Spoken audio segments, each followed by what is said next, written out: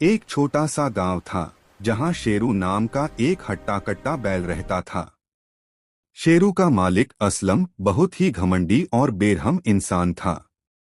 उसे लगता था कि जानवर सिर्फ काम करने वाली मशीन होते हैं। शेरू की सुबह सूरज उगने से पहले ही शुरू हो जाती थी।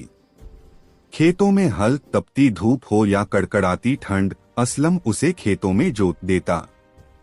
शेरू की गर्दन पर जुआ भारी होता, लेकिन असलम के हाथ का हंटर उससे भी ज्यादा भारी था।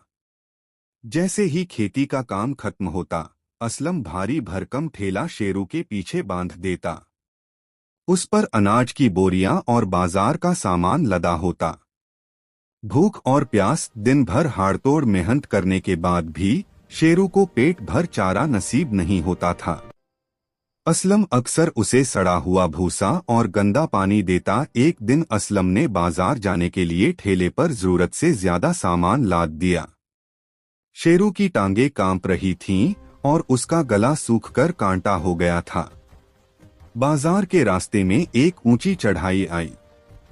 शेरू ने अपनी पूरी ताकत लगा दी। उसकी आंखों से आंसू बह रहे थे और सांसें फूल रही थीं।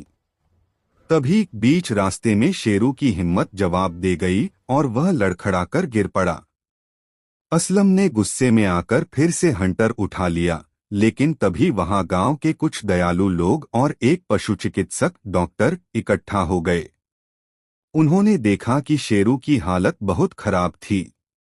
डॉक्टर ने गुस्से में असलम से कहा, असलम, यह बैल तुम्हारी दौलत का जरिया है, कोई दुश्मन नहीं। अगर तुम इसे खाना नहीं दोगे और आराम नहीं दोगे तो यह मर जाएगा। फिर तुम्हारा काम कौन करेगा? गांव वालों ने असलम को खूब खरी खोटी सुनाई। असलम को पहली बार यह एहसास हुआ कि अगर शेरू नहीं रहा तो वह कंगाल हो जाएगा। उसे अपनी गलती और अपने गुरूर पर शर्म आई। उस दिन के बाद असलम बदल गया। उसने शेरू के लिए हरा चारा मंगाया और उसे ठंडे पानी से नहलाया। उसने कसम खाई कि वह अब कभी भी अपनी ताकत का घमंड एक बेजुबान पर नहीं दिखाएगा। शिक्षा, बेजुबान जानवरों में भी भावनाएं और दर्द होता है। उनकी सेवा करना ही इंसानियत है, उन पर अत्याचार करना नहीं।